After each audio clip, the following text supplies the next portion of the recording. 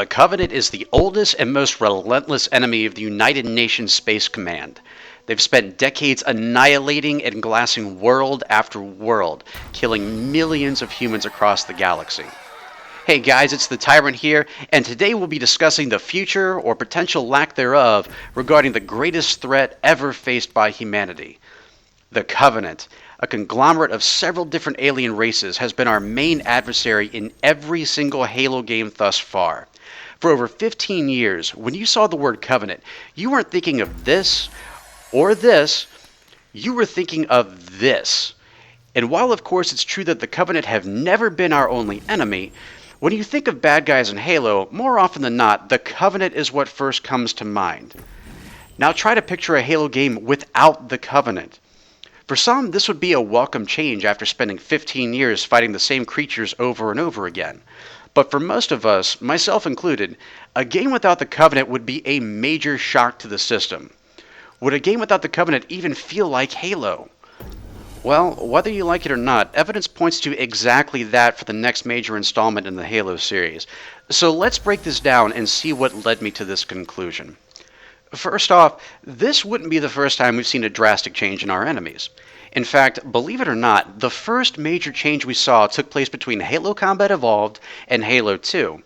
Especially if you had read The Fall of Reach beforehand, the Covenant in the first game were terrifying. That is, of course, except for the grunts. They roared and snarled, they spoke in their weird yet still frighteningly native language, and you could easily see how these monsters could bulldoze the entire human race without even giving it a second thought. Killing them didn't just feel good, it was an accomplishment. +1 for the humans. However, when Halo 2 rolled out, we saw a very different side of the Covenant. They could be civilized and even humble. Ha! Who knew space squids had feelings? And it's because of this that fighting and beating them went from feeling like a sense of accomplishment to a sense of, why can't we all just get along? Part of you felt guilty for killing an elite after hearing the Arbiter speak for the first time. This wasn't the Covenant we saw in the first game. This was something entirely different. These two sides shouldn't be fighting. They should be debating at most. I was originally going to compare the UNSC and Covenant to Republicans and Democrats, but I think we can all agree that would be terrible since Space Marines and evil aliens are much more civil and likable. But that wouldn't be the only major change we would see. Beginning in Halo 3, we saw the Covenant completely replace the elites with the brutes. Again, a lot of fans had mixed feelings about this, but it did return the Covenant to a seemingly more primitive state and made them much easier to kill. Brutes were always portrayed as barbaric savages rather than diplomats, so we had no issues with setting them on fire. But it was still a dramatic change nonetheless, and a lot of longtime Halo fans still weren't sure if they really liked a game where they couldn't fight the elites. That's why Bungie brought them back for their final game, Halo Reach. So let's fast forward to 343's takeover. Now, rumors floated around during the early development stages of Halo 4 that 343 wanted quote-unquote no more purple, indicating that they wanted to scrap the Covenant from their new Halo series entirely. I think we can all agree that not doing this was a smart idea. That would be like a step-parent giving you a bunch of new toys, but not before burning all your old ones. In other words, bad idea. But notice how 343 did scrap all of the new Covenant we were introduced to after the first Halo game. Basically, they stuck with what I call the safe species, aka grunts, jackals, elites, and hunters. There's not even a single mention of the brutes or the drones, skirmishers, or engineers. So even though the Covenant were still in the game, right off the bat they wiped out half the species we had gotten to know. I mean, I get why most likely we wouldn't see any brutes or prophets, but it was never explained why the other species were discarded as well. Maybe because they weren't as popular? I really don't have an answer there, except that this was the beginning of phasing out the Covenant. Now let's look at the campaign itself and the introduction of the Prometheans, a brand new race of forwarder robots created by 343 from the ground up. We only get a look at 3 of the new classes in Halo 4, namely the Crawlers, the Watchers, and the Knights, but they had a huge impact on the game itself. Let's break this down. The game only had 8 campaign missions. Of those missions, only 3 of them were Covenant-only missions. And even in those missions, the Forerunner presence made itself very well known, either by the Didact sinister orange scans, or appearances in cutscenes. From there, the Covenant and the Prometheans are both featured in 4 of the 8 missions. That's half the game. and in only one of those missions were they actually enemies with each other. The rest of the time they worked side by side.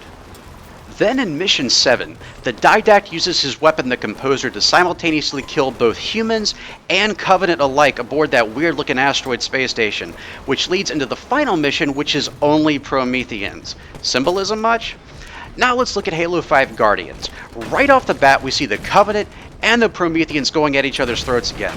I guess the Covenant don't like being composed either. And literally at the end of the very first mission, we kill Covenant Supreme Leader Jul Abdama. I mean, seriously, the first mission. So already the Covenant is in a serious disarray, and it's at its lowest point. Not only do they no longer have a leader, but they're now fighting a war on 3 different fronts. They have to deal with the UNSC, the Prometheans, and the Swords of Sanghelios led by the Arbiter. It's no wonder that after the first 2 missions, we really don't see much of the Covenant.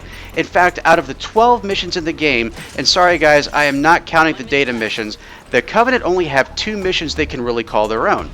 I mean, sure, they have a few other missions where they are the predominant enemy, with the Prometheans only making brief appearances, but it's quite clear that the Prometheans are getting shoved down our throats in this game. Their ranks have been greatly expanded, and they take up far more of the game than the Covenant. Not that that's completely bad. Take away their cheesy warp and teleportation tactics, and they can be downright cool to fight, but it's clear that the Covenant are being pushed to the side. And our last bit of evidence comes straight from the Arbiter himself during the Battle of Sinayan, when he mentions that this is the Covenant's last stand, and they're about to get their asses handed to them. So it's quite clear that by the end of Halo 5, the Storm Covenant is a shattered mess. And without any leadership, the ones who didn't die in battle are most likely on the run. It's hard to believe that these guys would even be considered the least bit formidable in Halo 6.